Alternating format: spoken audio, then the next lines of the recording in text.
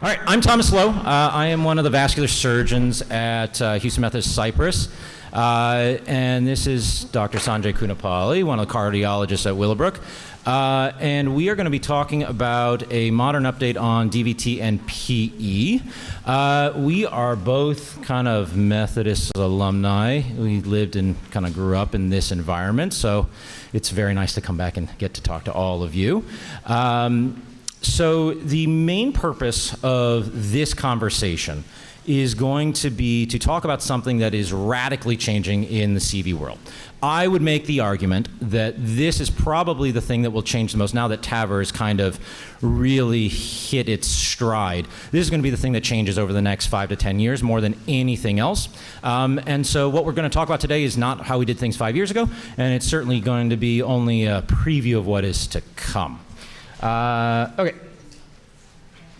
So, the first thing we're going to do is we're going to show you a brief case. I could have shown you 3 different cases from earlier this week alone at our 60-bed hospital in Cypress, because that is how common this is. But this is a really good example of why this is different, and depending on where you are all at, you're going to probably see similar things to this.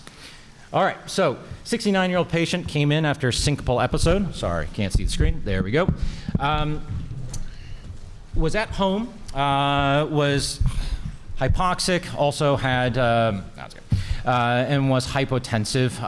And EMS said, this person's very sick, get them to the hospital immediately. Not much faffing about when your vitals look like that. And there was enough concern in the emergency room that at our Woodlands campus, the ER doctor actually put an ultrasound on the patient's chest. Now that's an unusual thing to do as a first line, but there was enough in the patient's history that said this might be a big pulmonary embolism. And lo and behold, they saw that the right heart was having problems. And our PE response team was activated. Now the PE response team is a little bit of a misnomer. They called the person that was on call, which was our VTE nurse practitioner. And really, really important, let's skip the color on the side, but look at those times right there, right? Patient arrived at 10:44 in the morning, so maybe in about an hour or so from now, think about. Within 9 minutes, the VTE nurse practitioner was notified there might be a patient with a big PE. CT scan was done within 30 minutes of the patient being at the emergency room door. And guess what? They had a needle in their groin in 52 minutes. And honest to God, that person probably could have left the hospital 4 or 5 hours later, despite having a large enough PE that they had a syncopal episode at home. This is normal now. This is normal at Willowbrook. This is normal in Woodlands. This is normal in Cypress. This is how we treat pulmonary embolism in the modern era. Now you will notice that I did not mention HMH. I did not mention the medical center, right? But this is because these patients generally show up at the closest hospital that they can get to when they have shortness of breath. That means a lot of community hospitals are getting the brunt of this earlier than the medical center. And so while we have always taken tremendous number of lessons from the medical center out into our community hospitals, this is one of our unique opportunities to really share with all of y'all, and this facility in particular, kind of the lessons that we've learned over the last 5 or 6 years. Patient, it kind of hurt my numbers. I was very upset. They actually stayed an extra 24 hours because they had a big clot in their leg we had to get out. We'll talk about those as well. But in general, these patients spend less than 24 to 48 hours in the hospital, which is pretty amazing when you consider when I was in training here, not too terribly long ago, this person might have spent 5 to 7 days in the hospital with us watching them on heparin. All right, so big PE, stabilized quickly, did not have to give the patient thrombolytics, and even more so, didn't even need to use an ICU bed, and was able to get that patient out of the hospital in less than 48 hours.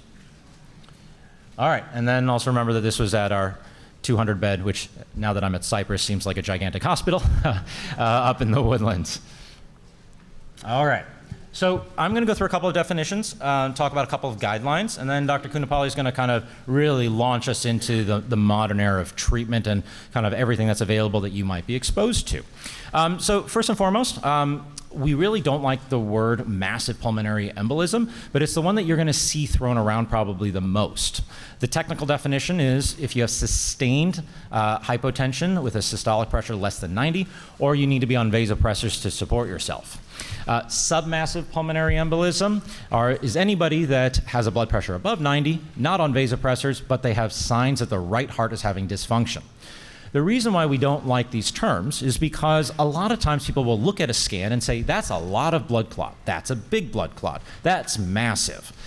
But that's not the technical definition of it. And so we've gone to high risk, intermediate high risk, low risk, things like that, to try and get away from these. But again, you're going to see these left, right, and center.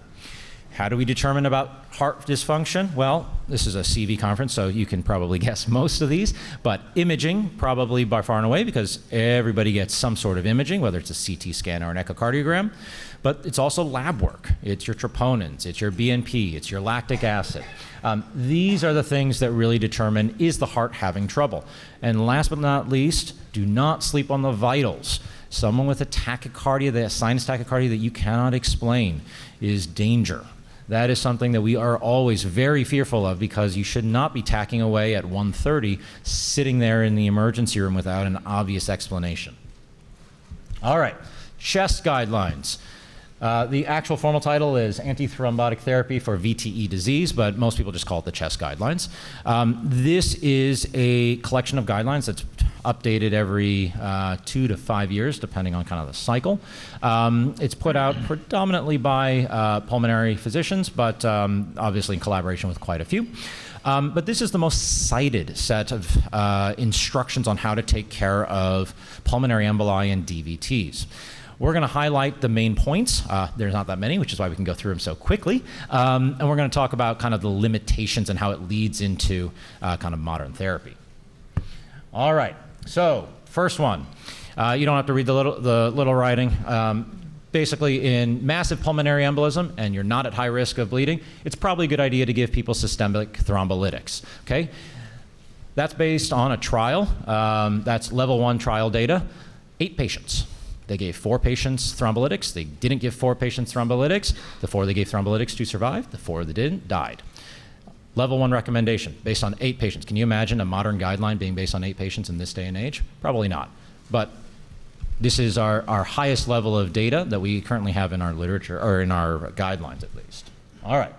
Next, if you're not systemically compromised, if your blood pressure is maintained, don't give thrombolytics. This actually has the highest level of evidence behind it, so don't give thrombolytics to patients that aren't acutely decompensating. All right. Next, it's okay to treat patients in shock despite maintaining their blood pressure with thrombolytics. Okay, not exactly again, a barn burster. Next, you should probably give systemic thrombolytics rather than giving it through a catheter. So rather than calling an interventionalist to drip this in slowly, if someone is hemodynamically compromised, you should give thrombolytics. And again, this is that high-level society data that says, hey, these are the general guidelines that you should use.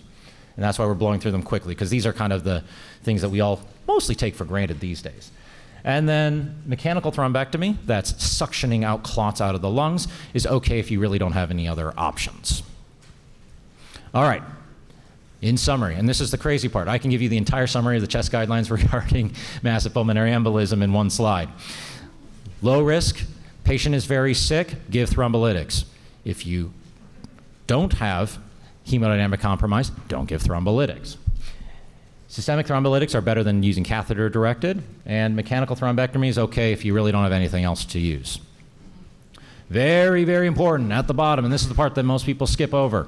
Weak recommendations, low certainty of evidence, okay? This is in the guidelines under every single recommendation. Why? Because we didn't have a tremendous amount of information about this really until COVID hit and we started doing a lot more, or taking care of a lot more of these patients. So the only one that really has higher level of confidence is don't give thrombolytics to people that aren't hemodynamically compromised. All right. We have now covered everything that the societies will have you believe about this, and now we're going to talk about kind of where the rest of us have departed from this over really the last 5-ish years, something like that. COVID. All right, so we're going to go into current therapies. But before we do that, I want to give you a little bit of information about the two of us, but probably most importantly, Dr. Kunapali. So I'm a vascular surgeon. I have no business talking to you about this pathology because this is a cardiac pathology. Dr. Kunapalli is an interventional cardiologist. If there is one group of people that really should know and understand and appreciate this, it's cardiology. And so really important, if you take nothing else away from this, this is a cardiac process. This is all about reducing the risk of right heart failure. If you're going to write it down somewhere, right heart failure mitigation. And that's what all of these therapies are going to be talking about. So, with that having been said, this is the first time Dr. Kunapalli, despite us working very closely in this, we're actually sharing a stage together for the first time in 6 years of knowing each other. So, Dr. Kunapalli, if you'll take it away. Well, thank you for having me. So I'm Sanjay Kunapalli. I actually trained at Methodist, so it's nice to come back home to Methodist. And I work at Methodist Willowbrook. And Dr. Lowe and I... So Dr. Lowe and I are extremely passionate about treating VTE, as you have already seen and heard him talk. And this all kind of went to the next level. We started treatment of this right after COVID, because that's when we actually started seeing so much of VTE. And thanks for the very good introduction. So, you know, there's guidelines and there's guidelines. And I think that as an interventional cardiologist, I can tell you that the guidelines for pulmonary embolism and VTE treatment are about 10 years behind. And so PE, massive and submassive, is what STEMI and non-STEMI used to be. And so if you look at the current landscape and guidelines, the guidelines say class 1 indication is give thrombolytics. And if it's not thrombolytics, then you take them for emergent surgical thromboembolectomy. And Dr. Lowe will tell you that if you take one of these patients and put them on bypass, they're not going to get off bypass. They're sick. You don't even want to intubate a patient that has PE. And so there's a third indication that's a weak indication that is trying to climb up the stairs and get up to 2A and finally to 1, which is catheter and mechanical thrombectomy, which is what we do. Giving TPA is wonderful. Patients that come in shock in the emergency room, give them TPA.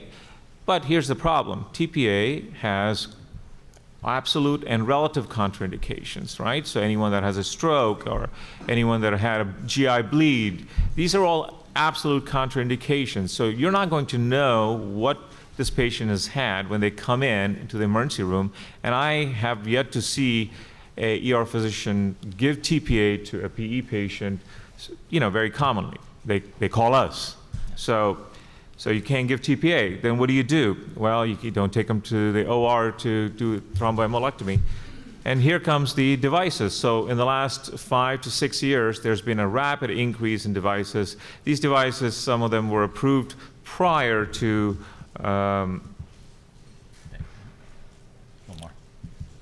you know, they were approved prior to COVID. So the mainstay of treatment of any VTE, massive, submassive, or low risk, is anticoagulation, in-hospital heparin or low molecular weight heparin, and on discharge, any of the DOACs, we know them as Pradaxa or Xarelto or Eliquis, or VKAs, vitamin K antagonists, warfarin or Coumadin.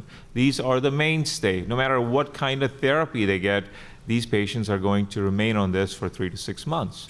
Without this, they're going to have recurrent events. So there is no getting away from this. This is the equivalent of Plavix after getting a stent.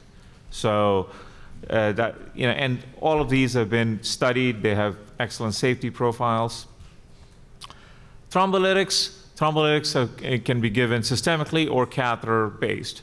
And systemic thrombolytics, we're not going to go into the studies about that, but catheter-directed thrombolytics, this started out with a couple of studies, called Seattle and Optimize studies, taking catheters, putting one catheter in the left main and one catheter in the right main pulmonary artery, and infusing TPA for 6 to 8 hours. Here's the thing. This cannot be done on the floor. These patients need to go to the ICU. That ties up an ICU bed. So they get TPA for 8 hours, and then the interventionalist or vascular surgeon or interventional radiologist pulls out the catheters. And that's that. We don't know what has happened in the lung after that because there really is no recommendation to take them back or do a CT or otherwise, which is one, extra exposure to contrast. 2, you're taking a sick patient. And 3, resource utilization. And to stay in the ICU for that night is going to cost the that's an expensive stay and taking up a bed. But there is a room and place for catheter-directed thrombolysis.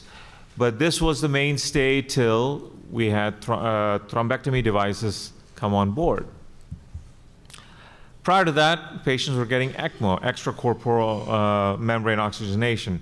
And we all know patients, when we put patients on ECMO, these patients are sick and their outcomes are relatively not good. So these are still used, but used very, very sparingly, especially in patients that are in systemic shock, cardiogenic shock, and these are mostly bailout. Personally, we don't put patients on ECMO, or very rarely. It's very rare. It's not a good day for anyone that when we were putting patients on ECMO. And surgical thrombectomy, surgical thrombectomy is a beautiful procedure, but its role is more into chronic thromboembolic patients, chronic PE patients that have had these clots that are like, bubble gum that are stuck into the pulmonary arteries, rather than in acute situations. So here come the endovascular devices. This is what we do. We as interventionalists, vascular interventionalists, cardiac interventionalists, we take out clots using catheters. And there's been a multiple number of products that came about. But if you want to look at what is actually started off this revolution in treatment, it's these 3 products, actually the first 2 products. Inari Medical, which is now Stryker, came up with something called FlowTriever, which was approved in 2018, right before COVID, and Penumbra, which was in the vascular space, treating large vessel occlusions in the brain, kind of moved that into the lungs and the heart with the Indigo system for treatment of PEs. And then came AlphaVac, which is used sparingly in the PE treatment, and now there's probably 3 or 4 more devices coming on board. Why? Well, just last week there was an article that was published that from 2017 to 2022, there has been a 700% increase in the treatment of pulmonary embolism. 700%. Let that number sink in. Why is that? Is it because all of a sudden there's more PEs, or is it because we are more knowledgeable identifying and we have the means to treat it? I think it's a combination of everything, and I think COVID took it up to a different level. I think we are in what I call in the early stages of the golden era for the patient. If you are a patient with a pulmonary embolism, you have a chance of survival and a normal life now than you did before. And I think it is very much upon us to treat these patients and give them back. It could be any one of our family members that comes in with this, right? So the FlowTriever system from Inari has been studied in the FLAIR trial, the FLASH trial, and the FLAME trial. These are all trials that looked at massive PE, submassive PE, and intermediate risk PE. There's a few commonalities between all of this. What is it? As Dr. Lowe was mentioning, the right ventricle. The right ventricle is an interesting part of the heart. We all talk about the left ventricle. The right ventricle, is like the forgotten step brother of the left ventricle. And I say that in a very nice way. Yeah? Why is that? Because the right ventricle, thickness of the right ventricle is like 1/3 the thickness of the left ventricle. Any insult to the right ventricle, we all know that if someone gets a right ventricular infarct, they need to be treated, otherwise they go into RV failure. We don't have many treatments for right ventricular failure other than transplant is the only thing. We don't have drugs to help with right ventricular failure. So the goal is to unload the right ventricle as soon as possible so that it is very forgiving. The right ventricle is very forgiving. When we go in and take these large clots out and we do a repeat echo in a week and a month, the right ventricle is happy. It's back to its normal state. But if you don't, it just dilates out, and then the patient develops right heart failure. And right heart failure is a very difficult thing to treat. So that is the basis of this. The second thing is decreased hospitalization, trying to avoid ICU stay in these patients. all these portend to decrease morbidity and mortality. So what we're trying to do is trying to get to the patient as early as possible so that you can prevent the long term. Because what is the long-term sequelae of all of this is pulmonary hypertension and chronic thromboembolic phenomena. And Dr. Lowe will talk to you about DVTs, which is the reason why we get PEs. So so these studies, they've had studies that did head-to-head trials with the FlowTriever system versus the AlphaVac versus catheter-directed thrombolysis. I have nothing against catheter-directed thrombolysis. There is a place and room for that, but in all these studies, it's been shown that the bleeding is higher in thrombolytics, whether you give it systemic or catheter-based, and rather than going and taking the clot out. So about 15 years ago at Mass General, Ken Rosenfeld and everyone, they sat down, very intelligent people, and came up with what is called the PERT team, the PE response team. The original PERT team, the OGs of the PERT team included the ER physician, the interventionalist, the ICU physician, the hematologist. The page would go out, everyone would turn on their laptops, get on this conference call in the middle of night or in the middle of the day and try to figure out how to do it. It was great. It was a meeting of the minds. Problem is, when you have this many people involved, you're going to have 7 different decisions, and the patient needs one decision, and that decision is treat the patient. So over the years, we've all learned how to kind of, bring this down a funnel, and so the current modern PE team is pretty much, I would say, the ER physician and the interventionalist, or the treating vascular surgeon or the interventional radiologist. And this is all regional. So if you look at, even in Houston, if you go to the Memorial Hermann Health System, it's mainly the interventional radiologists that do this. At Methodist, it's like we do it. If you go to UTMB Galveston, it's someone else. So, but it's not who's doing it, but someone is doing it, and that someone and the ER physician form the foundation. And oftentimes we get a phone call from the ER, we look at the CT scan, and the patient is in the OR, a hybrid room, or the cath lab in an hour, and my team can tell you that. It's like on Sunday afternoons, and in an hour the patient is out, they bypass the ICU, and they go home in 24 to 48 hours. So that is, I would call, the modern miracle of these devices. Now, these are all large bore devices, and they can have adverse events like with any other large bore devices, so adequate training is necessary for that. But the outcomes are really something to be talked about.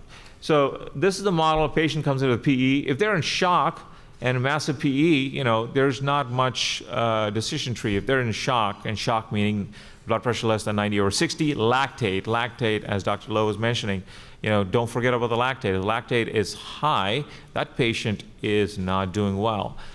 And if there's no one to do a thrombectomy, that patient needs to get a TPA immediately, unless there is a contraindication. If it is not a massive PE, a submassive PE, this is more common. These patients are often forgotten. These patients are put on heparin and sent to the floor. These patients are the ones that are going to be running around on 4 liters of oxygen in 2 months. These patients need to be evaluated with an EKG and echo, and then stratified whether they need to be taken to the lab or the OR in the next 12 to 24 hours or the next 2 hours for treatment.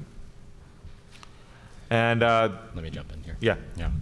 All right. So everything we've talked about so far is this is how we do it across many different hospitals. Here's the theory behind it.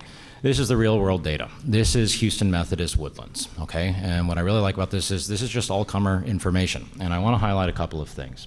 So this is over the span of 3 years. You'll notice that it's pretty much the beginning of COVID directly into it, which is why there are so many patients with pulmonary emboli. In that time, we took care of 180. Remember, this is a 200-bed hospital 30 miles north of here. Took care of 180-ish people with hemodynamically significant pulmonary emboli. Of those, 31 were considered to be massive, meaning they were in shock when they reached us, okay? The most important part of this is that diamond in the middle there. We had 6 patients convert in front of our very eyes from a submassive pulmonary embolism to a massive pulmonary embolism in our building. So, despite the fact, like Dr. Kunapali said, the majority of these patients present as intermediate high risk or submassive pulmonary embolisms, out of the 148 that came in looking like submassives, 6 of them in front of our eyes in our building changed over to being unstable right there, then and there. You can see that gives us a total of 37. The majority in our facility go for thrombectomy because we have, at that time, 3 vascular surgeons that are always on call and never too far away. We do a lot of thrombectomy for this. But you'll also see we gave some systemic thrombolytics in certain situations. We also placed patients on ECMO, primarily, as well as a rescue. And again, this is a center that's very hyper-focused on this, been doing this since 2019, really. And so again, this is the real-world data. And you can see, yes, 4 patients did pass away. But remember, the literature says that about 50% of these, or 25 to 50% of these massive PEs, will pass away. And so, again, to me, this is the real world of the modern PE, and what we're hoping is going to be systematized. That's what Dr. Kunapali and I talk about all the time when we get together, is how do we bring this to the entire system, and how do we really get everybody on the same page? And part of that is this type of venue of getting everybody to understand what we see day in, day out. All right. I don't know how much time we have, but we're going to shift over to DVT real quick. So, why do we treat DVTs? First and foremost, we always worry about its connection to pulmonary embolism. We just talked about the evils of pulmonary embolism, so we'll skip that part because I think everyone's kind of gotten that beaten into them. But the big one that people do not appreciate, especially on the inpatient side, is post-thrombotic syndrome. Post-thrombotic syndrome is chronically swollen limbs after DVTs. Okay? This is a huge burden on our primary care doctors. This is a huge burden on our wound care centers. This is a huge burden on our society. The number of 20 to 30-year-olds that want to work but cannot work because their leg is chronically swollen, they can't stand for more than 30 minutes to 45 minutes, is actually quite high. And maybe it's higher because they come to my clinic, I see a lot of them, but there are plenty of them out there. And it's something that is avoidable. Now, we know that if you have a small DVT, the chance of you getting post-thrombotic syndrome is extremely small. That having been said, when it gets into the iliofemoral segment, so groin and higher, that number jumps up quite a bit. Somewhere between 1/3 and half of patients will end up with post-thrombotic syndrome, where 5 to 10% are considered to be severe. So this is a group of patients, number one, it's not that uncommon. Number two, we actually can do something about it now. All right. So there are going to be some big take-homes coming up. And talk about this. All right. The best way to illustrate the most important part of this is to go through a quick case. So had a 58-year-old patient that had left leg swelling after DVT postpartum, treated with 6 months of Coumadin. They were told that they had a DVT in 2019 and started on Eliquis. Now remember the time point, 1986 coming to 2019 is when they actually started having some more symptoms and diagnosed with a clot. So persistent leg swelling, limiting them and requiring pain medications to control, despite using pretty aggressive compression. You can see lots of collaterals. This is blood not getting up to the heart on the left side, the 2 left panels, and after treatment and getting the clots out, the blood whisking up into the pelvis and then up into the belly. Really important, this is that take-home part. This is the clot that came out. You will notice that it is red. It is kind of palish. This is old. Not terribly surprising. This is from 1986, okay? Right? So this is what 40, 38-year-old, 39-year-old blood clots look like. They are pale. They are red. They are not black. In contrast to our PEs, which you saw before, which tend to be more acute, and you see it as this very dark currant red jelly. All right. But let's flash forward. We're going to come back to that first case. This is a patient that's young, 3-day history of symptoms, never had a VTE event in their life. They're only 35 years old. There's no kind of hidden medical history that we've forgotten about from 30 years ago, okay? Came in, found to have an iliofemoral clot on an ultrasound. All of a sudden, same type of pictures, lots of clot all over the place, and open it up. But that's what came out of this patient. Well, that's strange.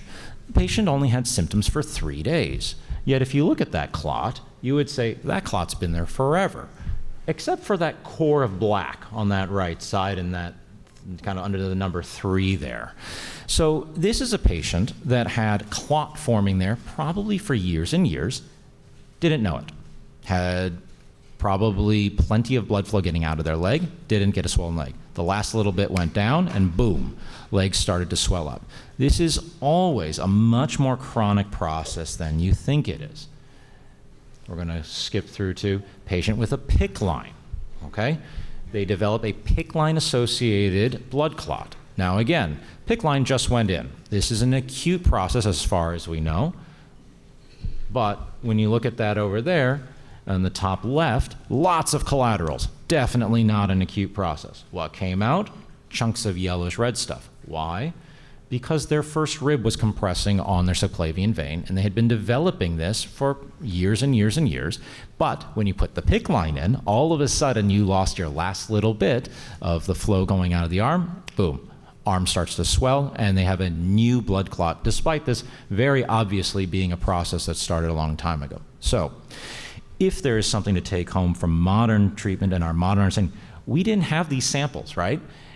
5, 10 years ago, we never got to look at these blood clots. We just got to see them on angiograms. We just got to dissolve them with blood thinners or with thrombolytics. All of a sudden, we actually have samples where we can see this in front of our eyes and go, that is not what we expected to take out of this patient. This is a fundamentally different process than what we all assumed from probably hadn't changed from 70 years ago up until about 5 to 6 years ago. All right, so you cannot gauge the chronicity based on symptoms alone. It can be a guide, but at the end of the day, you really need to consider this to be a much more chronic process. Very briefly, this is what modern DVT coverage looks like in this day and age. First question we always ask is, can you put patients on anticoagulation? If you can't be on anticoagulation, you're in a completely different category. Now we got to talk about IVC filters, whether it's a good idea, bad idea. There are very few indications for IVC filters. This is one of them, DVT without the ability to be on blood thinners. If you can't be on blood thinners, you get put on blood thinners. Next question. Going back to our post-thrombotic syndrome, it's all about location. Iliofemoral clots, high risk for post-thrombotic syndrome. Those patients should be considered for intervention. We offer, and I'd be interested to get your thoughts on this really, because I don't think we've talked about this, is iliofemoral clots for us, we get every single one of them out of them unless you fit one of 3 things. First one, if your life expectancy is less than 2 years, probably not a good idea to be offering you operations. Number 2, if you can't be on blood thinners, the problem's just going to come back. Probably not a good idea to do something. Last one, if you can't walk, if you're non-ambulatory, probably not a good idea to do it because you're not going to get the benefit of this. Otherwise, we pretty much get these iliofemoral clots out of everyone. Femoral popliteal, tibial, anticoagulation only, again, smaller clots. Which brings me to the question for Dr. Kunapali. If you have a femoral clot in your leg, are you going to ask me or a partner to get that clot out of you? Because this is something that I've grappled with of, I don't necessarily want to risk the 5 to 10% chance of that smaller blood clot giving me post-thrombotic syndrome. I like running around. I like playing pickleball. I like being able to do my job well. Part of that requires me to not have a chronically swollen leg. Yeah, what do you think? I mean, here's what, the other day I was driving and this is what I thought about. And probably every one of you guys has had this happen to you. Stepped on gum, and you have gum at the bottom of your shoe, and you go home and you try to hose it out and use a powerful hose, but it ain't coming out. No. That's your TPA, and that's your blood thinners. And then you got to go and pluck it out, and the gum is out. Yep. So to answer your question, yes, I don't want clots in my veins. No. And again, this is 2 of us that we truly, I can only speak for myself, but I know we're aligned on this. We know iliofemoral clots need to be more aggressively treated than we did in the past. The question is going to be these other categories, and that's going to be up for probably a lot of data to come over the next probably 3 to 5 years. But it's going in that direction, and again, when I look out over this crowd, this is a group of people that are up on their feet all the time. If you have a chronically swollen leg, you're going to be stuck wearing compression stockings in Houston, which is miserable. I tell you as someone that does it every day, okay? And then the last piece of this puzzle that I want to talk about is tibial clots, because we see a lot of these, okay? We screen for these in our clinics all the time. We have patients that come into the emergency room all the time. Not everybody with a tibial DVT needs blood thinners. There is a group of patients, and you can see here our algorithm for this, for patients that can go into surveillance, okay? We accidentally find these all the time when we really don't think that the symptoms are coming from that. It's really the arthritis, or it's the Baker's cyst, or it's the obviously broken femur that's causing the dysfunction, not the little blood clot. And again, your broken femur is probably going to stop you from moving around. You probably want to be on blood thinners. But if you're an ambulatory individual and your calf muscle is going to squeeze all that blood out of there, it is probably a good idea to consider these patients to not be on blood thinners, because it is a big commitment and there's a certain inertia to it where a number of patients come into our clinics on blood thinners and we go, why are you on this? We can't figure it out. We want to take you off it. There's always that little bit of hesitation for maybe there was a reason that we didn't appreciate. So, all right. Intervention, kind of talked about the who's good candidates. Kind of jumped ahead. All righty, closing thoughts? Yeah, I mean, that was so eloquently presented. You know, we obviously, I would say we are biased. We are biased in a positive way. We see this, we live in this world of clots, and it has really changed our appreciation of how these patients do and how well they do after this. And you know, it's remarkable. You see someone that is on literally, with a massive PE, they are going to die, or they're going to have a very bad lifestyle, and they get out and walk, and they can be with their families, and they're not on oxygen. I mean, we are here, you know, this is why we do what we do, right? So we are here for the patients, and we could be that patient any given day. So I think that is my takeaway from it. I mean, it's like, and no, I don't want clots in my legs. You know, we've all seen these patients. I mean, you know, it's expensive to keep buying bigger shoes, and you know, and also it's psychologically, it wears down on you if you can't walk and if you have this thing, and you know, not figuratively but literally putting yourself in that patient's shoes. I think you know, we need to have better awareness of treating these patients, and I think it's improving, and we're glad for that. I think the societies are realizing this. They're going to have change of guidelines, and this is all because patients are knowing, and patients ask us. So I think, yeah. All right. Well, thank you so much for listening. We really do appreciate it.